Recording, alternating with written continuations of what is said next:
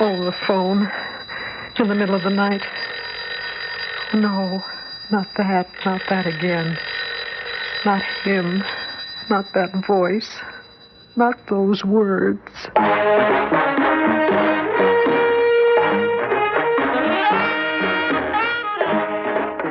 Theater 5 presents Ring of Evil.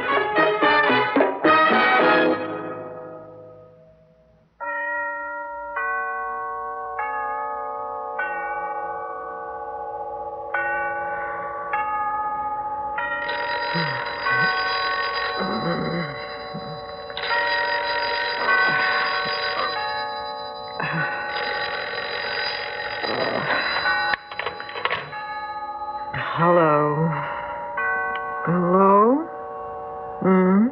Yes, this is Lorraine Rayburn. Who's this? Vince? Vince who? What do you mean, just Vince?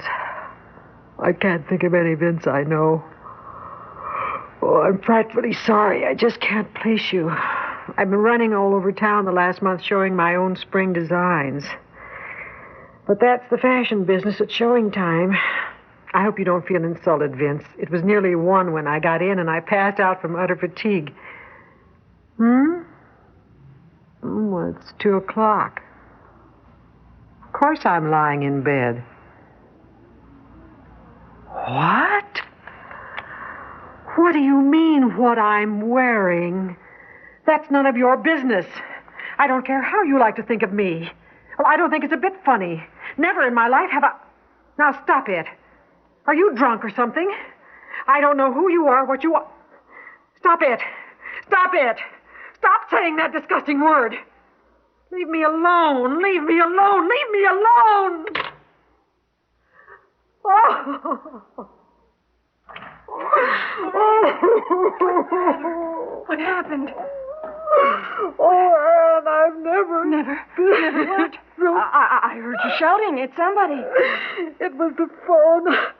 I thought somebody got in or a nightmare. It was the phone. I was asleep and Well, who was it? I don't know.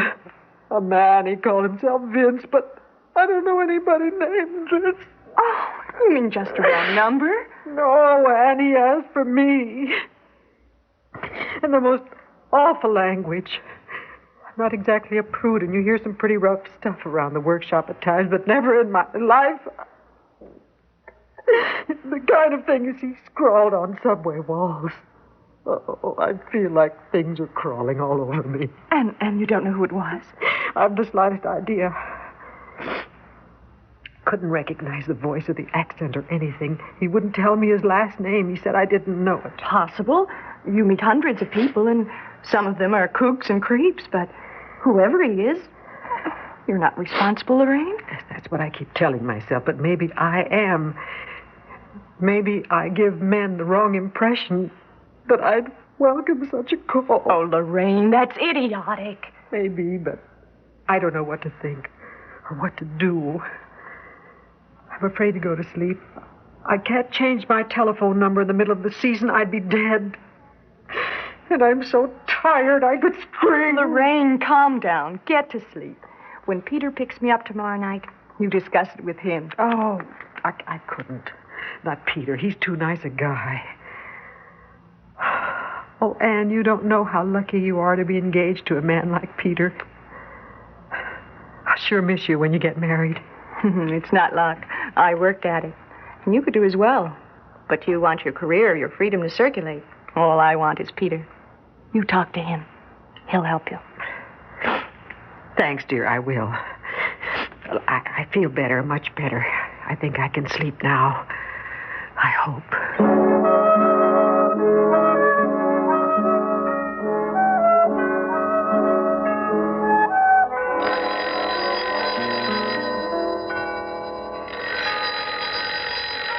No, don't answer. No. Hello? Yes. Yes, Vince. I hung up because I couldn't stand it. Please let me sleep tonight. I need my sleep desperately.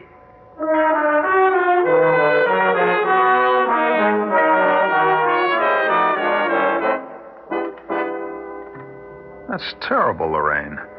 Ann told me a little bit about it at lunch, but I didn't realize it was as repulsive as all that. Oh, Peter, you wouldn't have any idea. Oh, I've heard of things like that. These obscene phone calls, but... Peter, what do you think I can do about it? Well, now, Lorraine, I don't want you to be offended, but are you sure that this whole thing happened?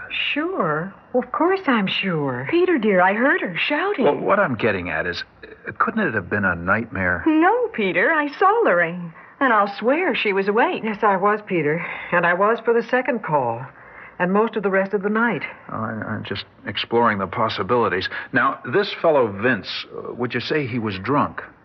Well, he didn't sound drunk. His speech wasn't slurred. It was clear, only too clear. I didn't miss a word. I see. And you've never met anyone by that name? Well, maybe I have, but I can't remember. Well, maybe he got the number from the phone book. Well, you know our number here is unlisted. Well, then you must have given it to him. I guess I must, unless he copied it from some office record somewhere. Oh, Peter, I'm so upset. I thought maybe I ought to call the police. Oh, I think you're making a little too much of this. But what do you advise, Peter? Well, I told Lorraine I was sure you'd have some suggestion or some help. Believe me, I need both. Well, Lorraine, I would try to ignore the whole thing. It may never happen again. And if it does, this Vince character will soon understand that you're too nice a girl to play his game.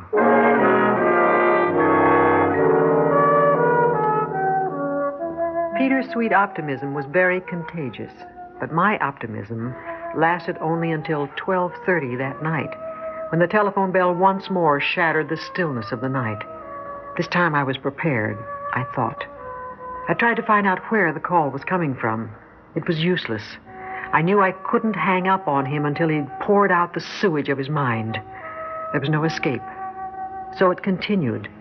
Soon he began to call during the day, too. He seemed to know when I might be home. And even when several days went by, there was no relief. Whether I wanted to or not, I thought of him constantly with fear and disgust.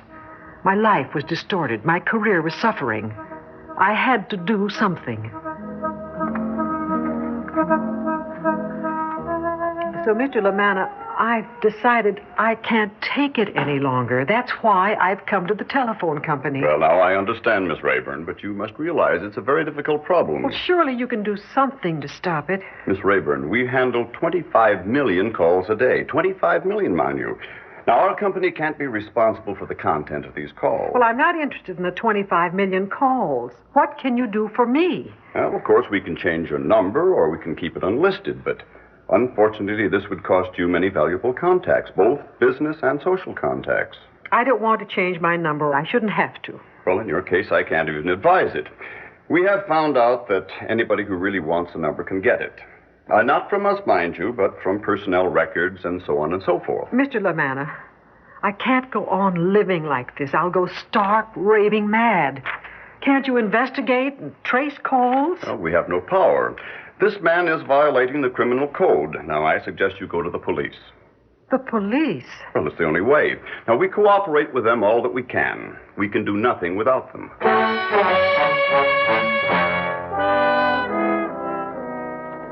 Not at all, Miss Rayburn. It's my job, and I'll do everything I can, but I can do nothing without you. I'd be a pretty poor policeman if I told you otherwise, miss. Detective Simmons, what can I do? I've tried every way to get him to reveal his address, his telephone number, his last name. He's driven me to distraction. If you forgive me for saying so, there's one thing any woman can do, talk. It takes lots of time to trace a call, even if it comes through just one exchange.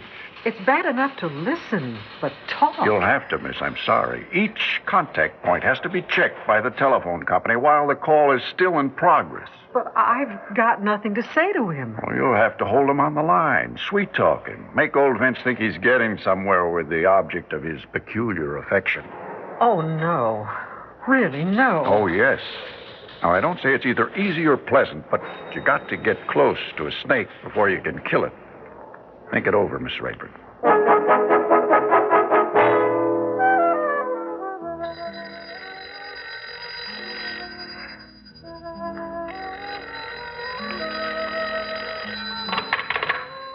Yes.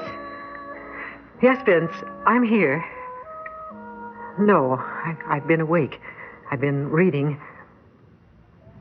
Don't you understand, Vince? I couldn't sleep. I was waiting for your call. I missed you. Of course I did. I can't help it. Your voice is so exciting. It just gives me chills. No, really, it does. It's so exciting.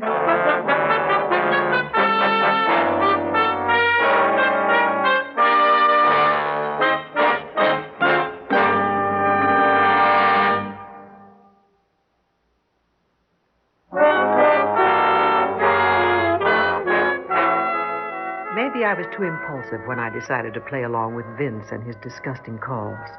But I had to do something. I found myself in a nightmare that terrified me. Could this be me? Could this be my life I was living? The only thing that kept me going was Detective Simmons and the loyal friendship of Ann Howard and Peter Wardell. At least I could talk to them, and I poured out all my worries and troubles. Lorraine, we'll just have to change our number. Yeah, why don't you? Well, because I promised Detective Simmons I'd see this through, and I'm going to, even if it kills me. Which it may, very well, if you're not sensible. You're not looking well, Lorraine. Oh, I'm just tired. He called twice last night. Once at 1:15 and then 4:30. I kept him talking for 8 minutes the first time and 11 minutes the next, and neither were long enough to trace. I still think Peter ought to stay here in our apartment on the couch tonight. If this Vince heard a man's voice, it would scare him good and plenty. Yes, but I don't want to scare him. It's too late for that. And besides, Peter's done enough. Lorraine, believe me, I'd be glad to. Oh, Peter, you're sweet, but you stayed over twice and lost a lot of sleep for nothing. Just because he didn't call those 2 nights doesn't mean that he won't call tonight. Well, Peter's done enough. He'd be glad to stay, wouldn't you, darling? Of course I would. Lorraine, Ann and I have talked it over, and we feel we can't get married until these calls are stopped once and for all. I wouldn't dream of leaving you alone in this apartment, as long as that man is loose. You two are wonderful. Well, all right, let's try again tonight, Peter. Good. If I could only rid you of this Vince, I'd be the happiest guy in the world. Peter stayed that night, and reassured by his presence, I slept a blessed sleep. But the telephone didn't ring all night, so nothing was accomplished. Nothing seems to work, Detective Simmons. I can't keep this up. I just can't. Isn't there some other way?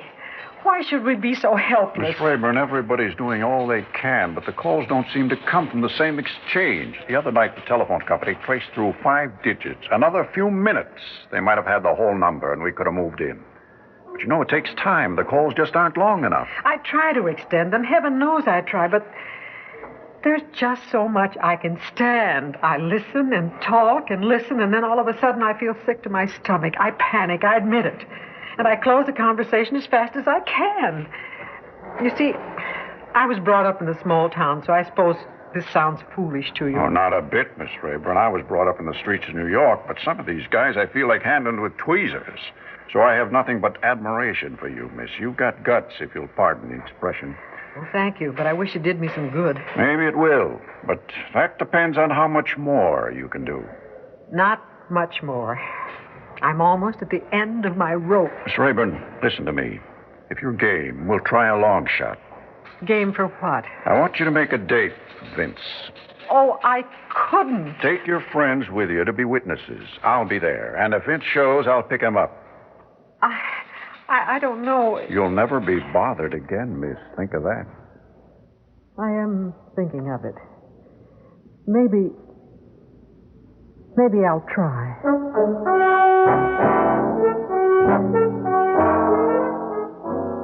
Yes, Vince, I'm listening. Well, sure, honey. I was waiting for your call. That voice of yours is so thrilling. You must be a fascinating guy to be with. No, Vince, I'm not kidding you. It's great talking to you, but, you know, it's been a long time since you first called, and I'm bored with just talk. You know what I mean? Yes, I want to meet you, Vince. I've got to meet you in the worst way. I do nothing but think of you all day and all night. Oh, please, Vince, let's get together. Well, what's there to think about? Not maybe. Say yes. How about tomorrow at 8 o'clock in the evening? You know the Hotel Phyllis? Yes, that's it. 45th Street, just east of Broadway, in the lobby. Well, just wear a red handkerchief in your breast pocket. Oh, don't worry. I'll be there. I'll be there.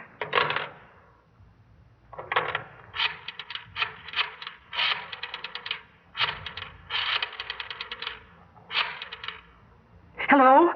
This is Miss Rayburn. I want to leave a message for Detective Simmons. Now, Miss Howard. Yes, Detective Simmons. You sit over in the corner where you can see Miss Rayburn. Read your book, but keep a sharp eye for anyone who approaches her. I'll go there. Casual, keep it casual. Mr. Wardell? Yes, sir? Lean against the pillar like you were waiting for a date. Whatever you say. Don't glance at Miss Howard or Miss Rayburn. I get it. Where will you be? I'm going to slip on a porter's jacket. Look like I'm cleaning the lobby. I guess that'll make me entirely inconspicuous. Think you're going to nab him tonight? Your guess is as good as mine, Mr. Wardell. Through the corner of my eye, I saw Anne and Peter take their places. A moment later, Detective Simmons started mopping the grimy marble floor. I knew their eyes were on me and their hearts were with me, or I would have run away. As it was, I waited, with my heart pounding, watching the approach of each strange man, looking for the red handkerchief, which meant that this was the malignant spirit who had appropriated my life, scanning each masculine face for the shadow of evil. Time passed slowly like it had in the many nightmares I had known since that first telephone call. I waited. He never showed up. Peter took Anne and me home. I excused myself and went to bed, but not to sleep, not for a long time. Not until I heard the door slam shut as Peter took his leave of Anne. That was the last thing I remembered until...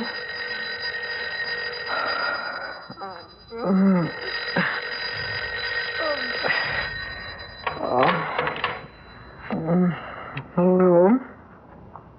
Hello? Oh, it's you, Vince. What happened to you tonight? Why did you stand me up? Well, of course you stood me up, and I know why. Sure, I'll tell you, Vince. You're chicken. Oh, yes, you are. You're not man enough. All you can do is talk on the telephone. You're afraid of me. That's why you didn't come to the Hotel Phyllis tonight. What do you mean you were there? Where? You were there watching me? And you thought I was trying to trap you? Well, Vince, how was I going to trap you? Anne and Peter? And that detective? What detective? Simmons? You know his name. I see. And you know Anne and Peter. Oh, dear God. Peter! Nobody else fits. Peter, listen to me.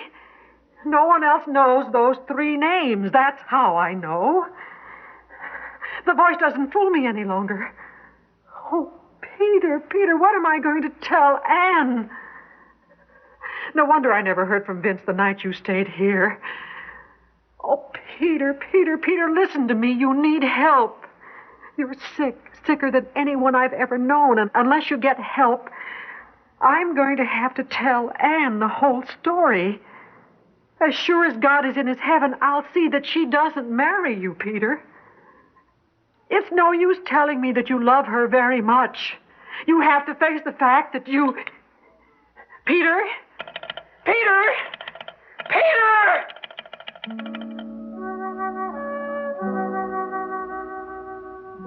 They found his body the next morning, torn as it were between the two worlds in which he lived.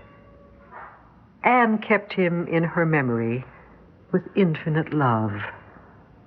She never understood his sudden death, and I never told her.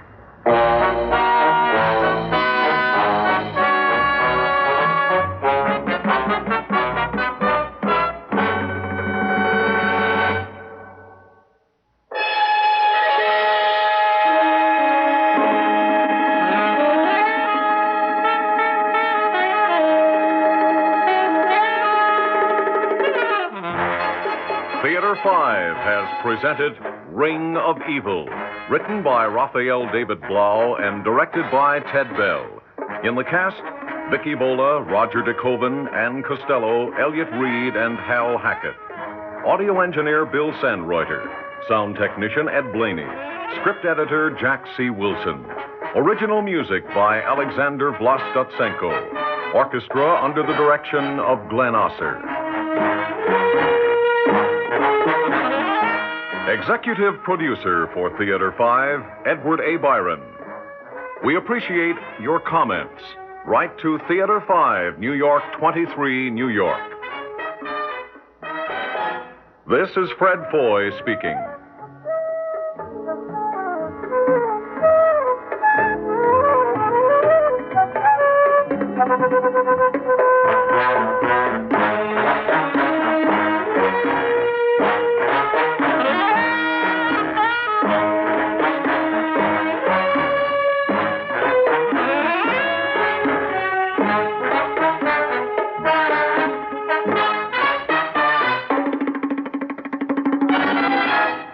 This has been an ABC Radio Network production.